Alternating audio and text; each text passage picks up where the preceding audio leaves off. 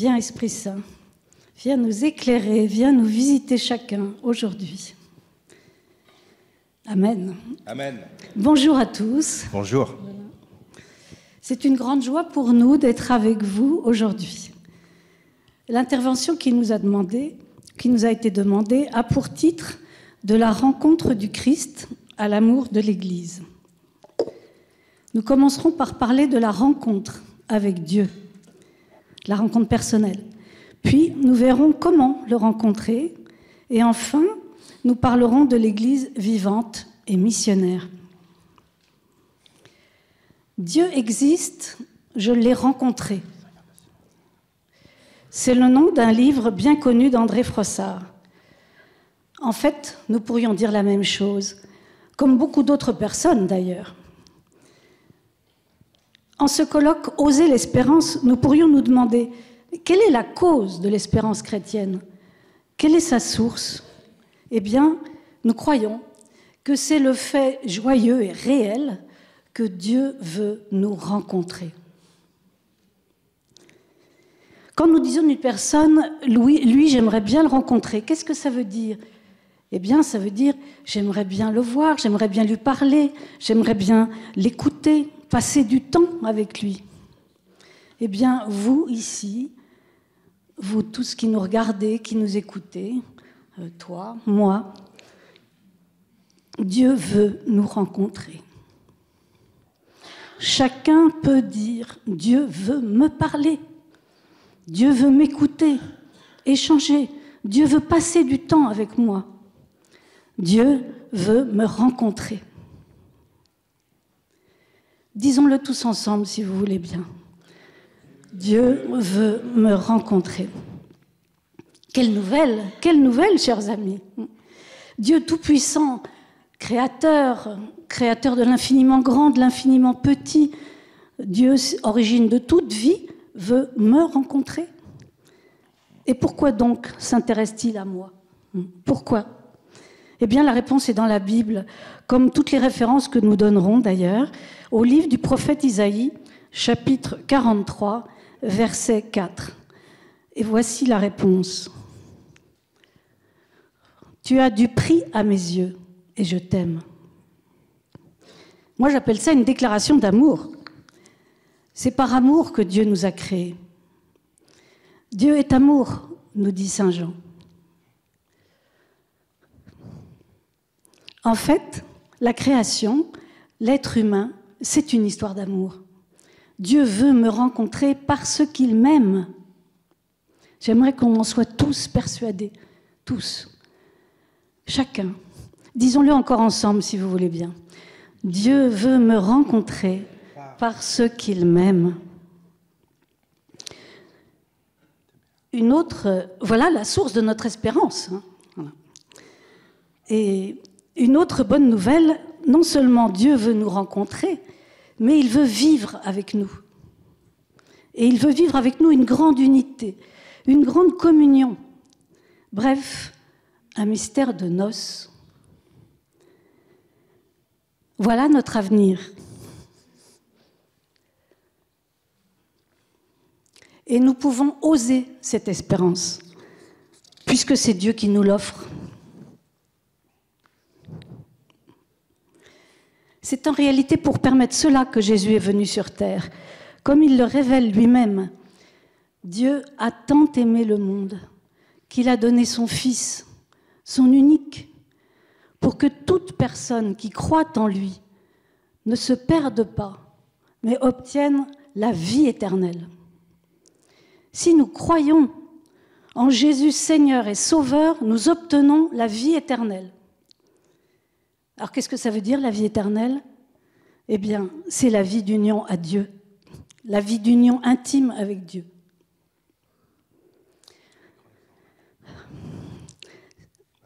C'est pour cela que Jésus est venu. En Jésus, Dieu, le Fils, s'est fait homme pour sauver cette relation d'alliance naissante avec Dieu que l'humanité avait perdue à l'origine à cause du péché. Jésus est venu nous sauver la vie. On peut dire ça, Jésus est venu nous sauver la vie éternelle, la vie de communion avec Dieu. Parce que la vraie mort, qu'est-ce que c'est la vraie mort? C'est d'être coupé de Dieu pour toujours. Jésus a rétabli cette alliance, il l'a scellée par son sang sur la croix. Et il nous a envoyé l'Esprit Saint pour que nous vivions cette alliance et que nous en témoignions. Nous en reparlerons. Jésus dit à chacun, « Voici que je me tiens à la porte et que je frappe. Si quelqu'un entend ma voix et ouvre la porte, j'entrerai avec lui pour dîner, moi avec lui, lui avec moi. » Jésus a frappé à notre porte en 1972. Nous étions jeunes mariés à Toulouse. Je finissais mes études. Nous étions catholiques, nous avions une belle formation catholique et nous étions dans un groupe de partage pour partager l'Évangile régulièrement. Parce que nous avions vraiment le désir de mieux connaître Dieu. Mais notre recherche était vraiment intellectuelle. Et on se rendait compte que ça ne changeait pas grand-chose dans notre vie et on était un peu déçus.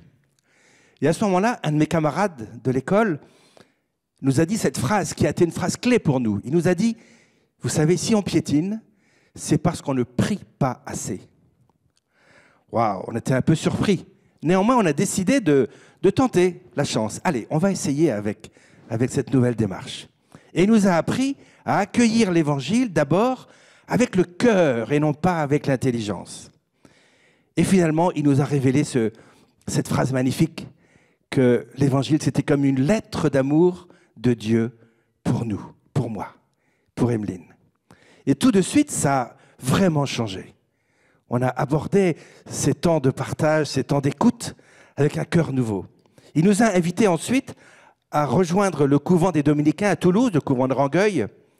Et dans ce couvent, tous les soirs, il y avait une soirée de prière qui était animée par des jeunes dominicains. Et dès le premier soir, en sortant, je me suis dit, voilà, c'est ça qu'il nous faut. C'est là où on va avancer.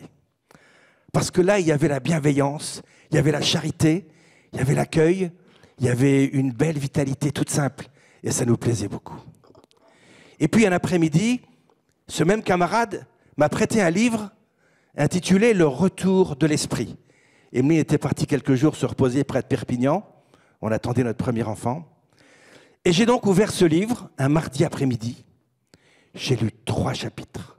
Ce livre, c'est le récit de témoignages d'un groupe d'étudiants catholiques qui ont vraiment désiré revivre ce qui s'était passé dans les Actes des Apôtres. Et ils ont prié Dieu Esprit Saint pour qu'il se passe quelque chose dans leur vie.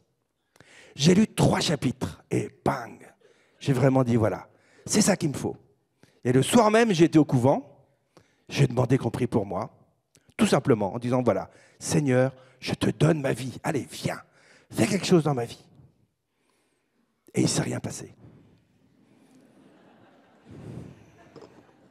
Mais le lendemain matin, waouh, j'étais un autre homme. Le lendemain matin, j'ai dégouliné de l'amour de Jésus pour moi. Le lendemain matin, j'avais envie de prier, de louer le Seigneur. Le lendemain matin, j'ai eu envie de lire la Bible. Et pendant 6 mois, je n'ai lu que la Bible. J'ai dévoré la Bible. En fait, j'avais découvert, j'avais reçu, j'avais été touché par l'amour de Dieu. La phrase, je dirais, un peu concise qui résumerait ça, et j'aime bien vous la dire, j'étais tombé amoureux de Jésus. Voilà ce mot, amoureux. Il m'avait séduit, il m'avait touché en plein cœur, et j'étais amoureux de Jésus.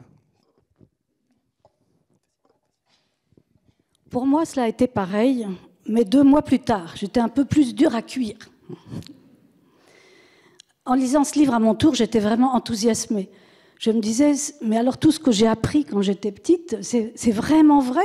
Est-ce que vraiment j'y crois? J'avais beau être pratiquante, voilà. Et c'était une nouvelle extraordinaire. J'étais extrêmement attirée. Et en même temps, ça tiraillait parce que je me rendais bien compte qu'il y avait des choses qui allaient devoir changer dans ma vie. Un peu de conversion, voilà, qui allait être nécessaire. Et je combattais. Un jour, un dominicain de ce groupe m'a dit avec douceur « Et toi, où en es-tu ? C'est cette petite phrase qui a été le déclic, qui m'a aidé à me décider. Alors je me suis dit, bon, ça suffit. Si Dieu existe, il est amour. S'il n'existe pas, j'ai rien à craindre, il ne se passera rien. Donc j'y vais.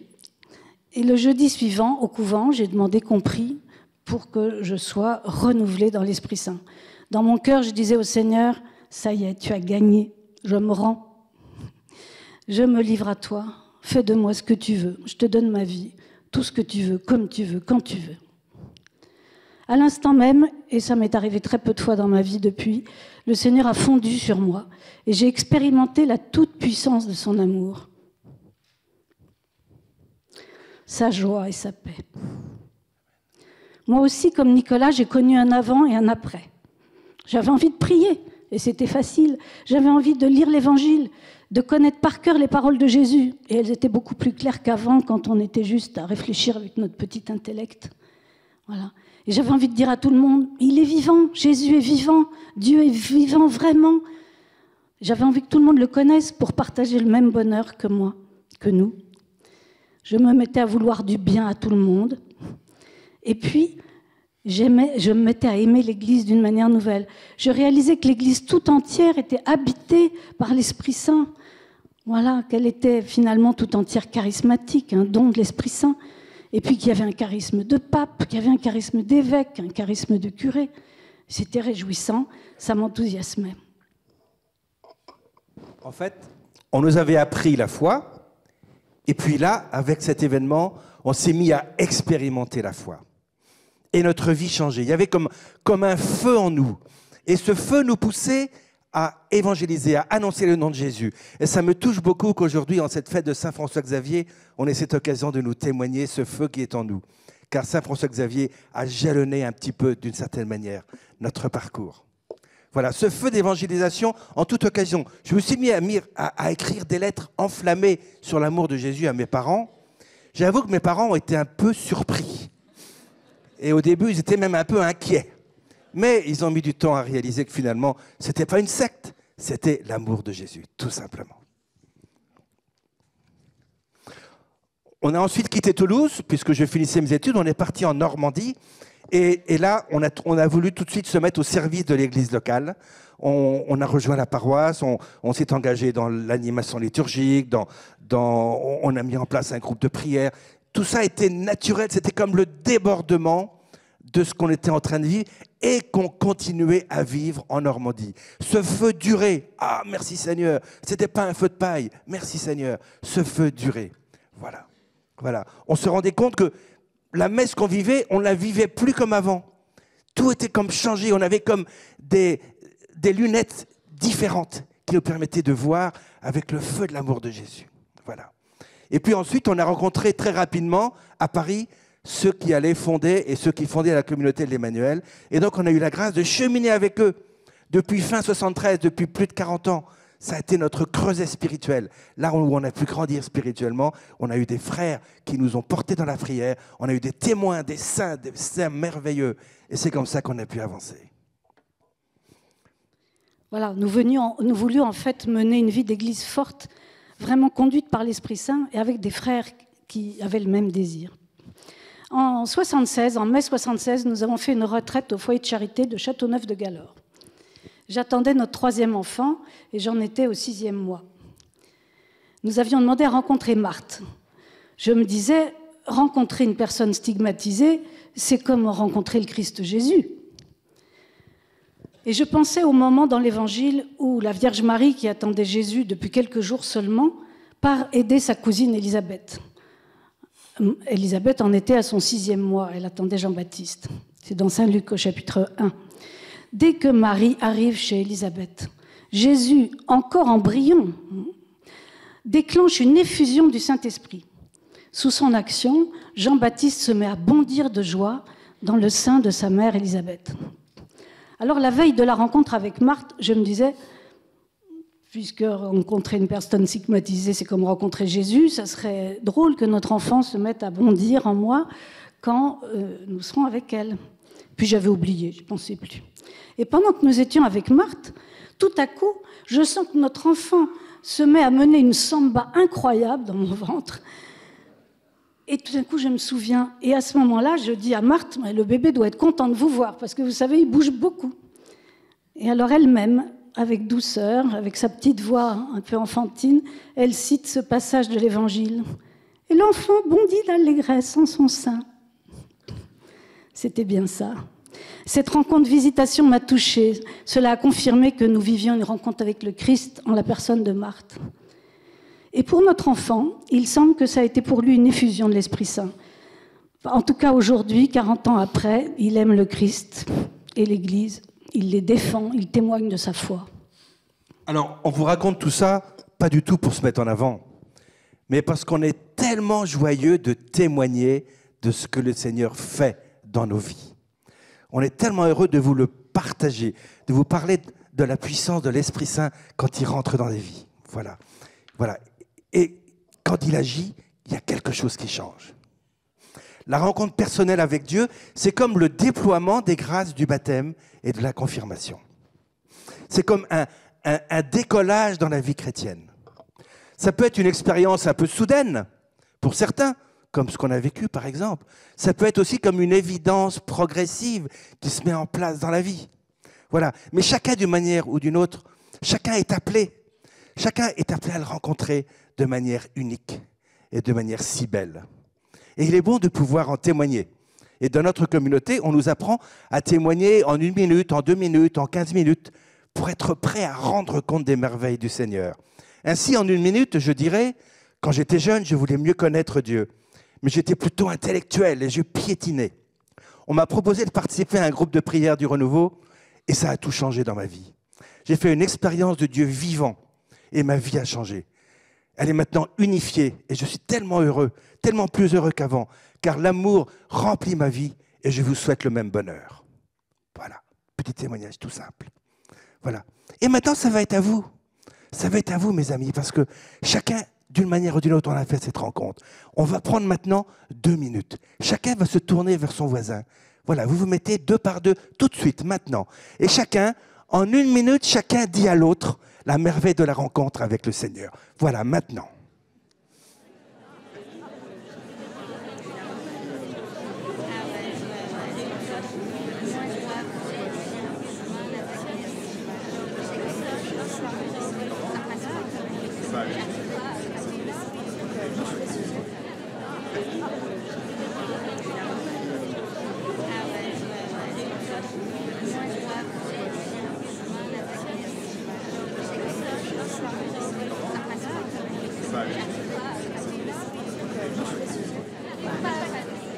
Et vous changez maintenant. Maintenant, c'est l'autre qui parle.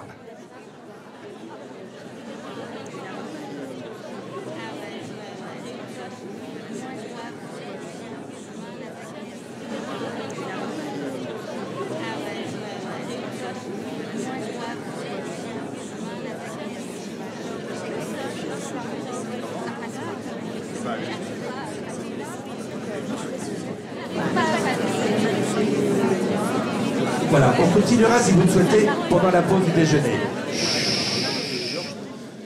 Vous pourrez continuer si vous voulez pendant la pause. Voilà.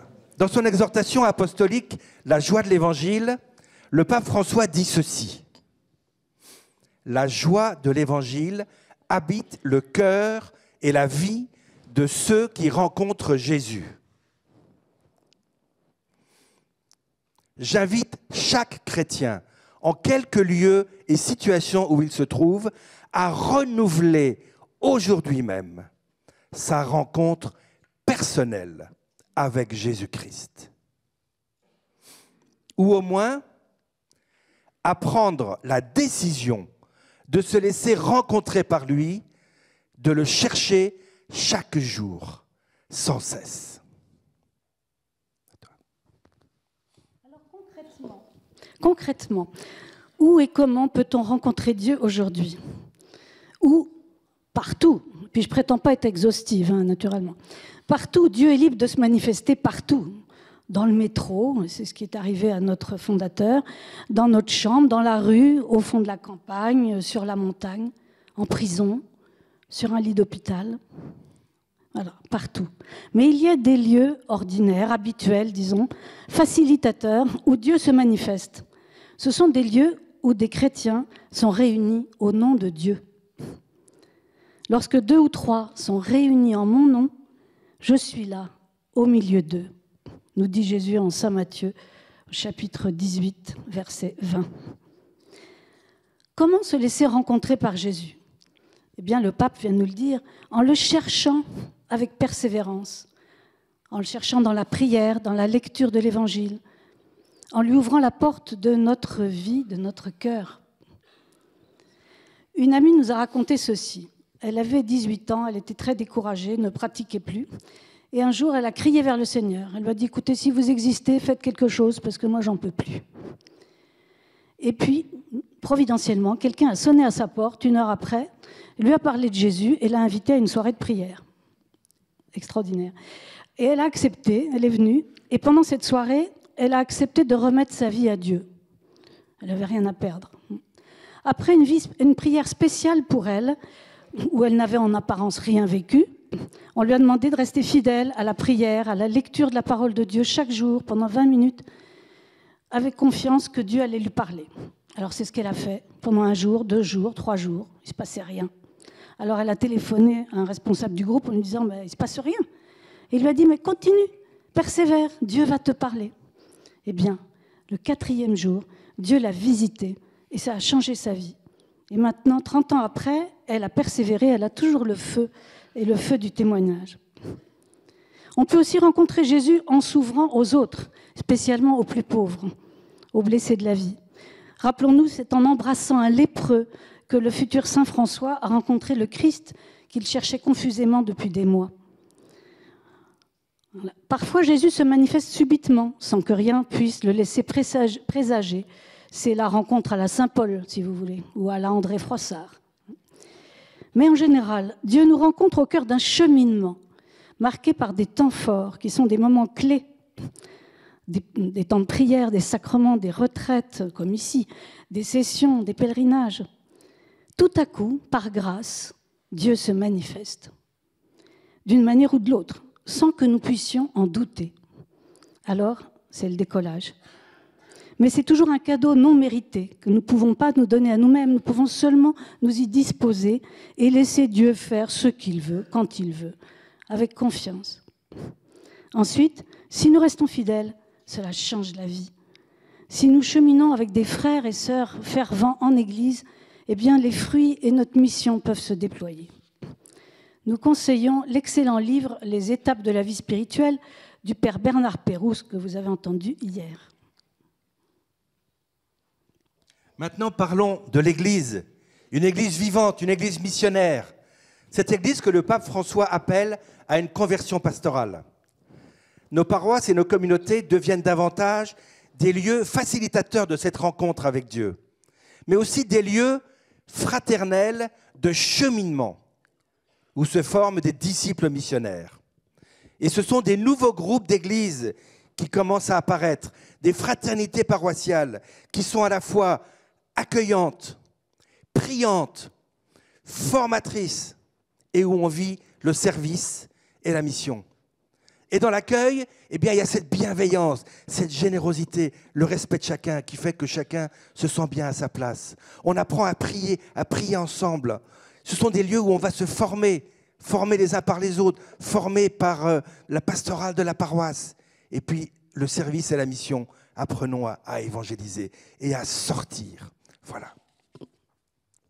Et je connais maintenant une dizaine de paroisses où se mettent en place ces fraternités, ces lieux d'accueil, de cheminement et de croissance. Et c'est tellement important d'avoir ces lieux de cheminement et de croissance.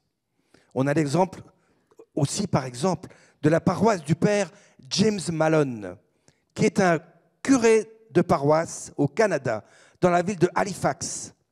Ce curé de paroisse a commencé son travail pastoral dans une paroisse où il y avait environ 300 personnes qui venaient fidèlement. Et puis, 6 ans après, ils sont plus de 1300 à participer à la vie de la paroisse. Le père James Malone a ressenti l'utilité d'écrire un livre qui décrit son expérience et qui donne ses pistes et ses conseils en pastoral. Et c'est un livre que je recommande à tous ceux qui s'intéressent au renouveau de la pastorale des paroisses. Ce livre s'appelle en français « Manuel de survie pour les paroisses ».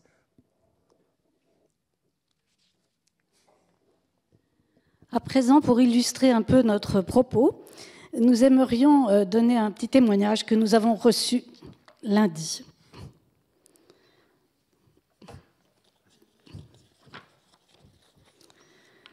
Voilà, c'est un ami, un homme que nous connaissons qui est en train de se convertir. Et vous allez voir comme il a vécu plusieurs temps forts. Je suis papa de 7 enfants, mais pas marié, pas baptisé. Céline, la maman de mes enfants, est chrétienne. Elle suivait un parcours catho pour femmes. En fait, c'était un parcours Marthe et Marie. Elles organisaient des dîners avec les maris. C'est vrai. Je sentais que quelque chose n'allait pas. Je n'étais pas à l'aise. Ils étaient tous mariés. Il fallait que je m'appuie sur Céline. Je me disais que si on me posait une question, je ne saurais pas répondre. Je suis rentrée à la maison avec beaucoup de questions. Et je me disais, avais-je moi aussi la foi ? Mais j'y suis retournée quand même, par curiosité, parce que la première soirée ne m'avait pas laissé indifférent. Les gens étaient sympathiques, je sentais qu'ils ne me jugeaient pas, on m'a mis à l'aise dans la façon de m'accueillir. J'ai ressenti un chamboulement. Je me suis sentie appelée à demander le baptême. Mais j'avais encore beaucoup de questions en moi. Alors, j'ai suivi un parcours alpha. Heureusement. Chaque topo m'a beaucoup touchée. Il m'a permis d'ouvrir mon cœur. Une personne était là pour prier pour moi au week-end sur l'Esprit Saint. Une relation fraternelle s'est rapidement installée avec les autres participants et animateurs du parcours. J'ai eu envie de lire la Bible. Je voulais être baptisée le plus vite possible. J'ai commencé à lire la Bible, je ne pouvais plus la lâcher. C'est le plus beau cadeau qu'on m'a offert. J'ai dû me documenter, faire des recherches pour comprendre. J'ai décidé ensuite, 3e temps fort, d'aller au pèlerinage des pères de famille à Vézelay. J'ai marché et beaucoup prié. Cela m'a fait beaucoup de bien. J'ai senti une vraie fraternité. Je me sentais à ma place parmi tous ces autres pères qui, eux, avaient un parcours de vie classique. Mais j'ai été en vérité avec eux en leur expliquant tout mon parcours. Maintenant, j'assiste à la messe au moins une fois par semaine avec beaucoup d'attention. J'écoute la parole de Dieu et j'essaye de la mettre en action dans ma vie. Je prépare mon baptême, ma confirmation et notre mariage religieux pour le mois d'avril. Je suis paisible, je me fortifie. L'Église, la communauté chrétienne, devient ma famille première. Voilà, un témoignage qui parle de lui-même et qui nous réjouit. Voilà, on voit ce qui se passe dans l'Église. Il y a des lieux qui favorisent la rencontre avec Dieu. Et puis, maintenant, il faudra qu'il y ait un lieu de cheminement pour qu'il puisse déployer, ce frère, tout ce qu'il a déjà reçu. Voilà, pour terminer, je laisse la parole à Nicolas. Pour conclure, pour ceux qui le souhaitent, nous allons dire ensemble une prière.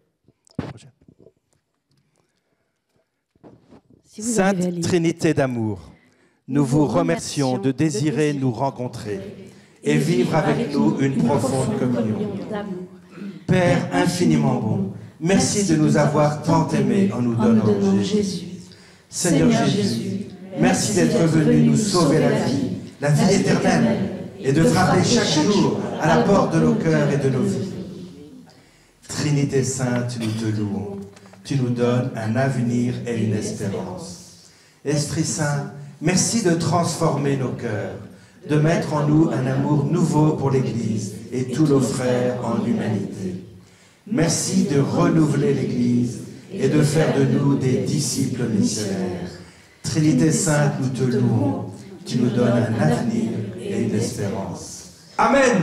Amen. Merci. Gloire à Dieu.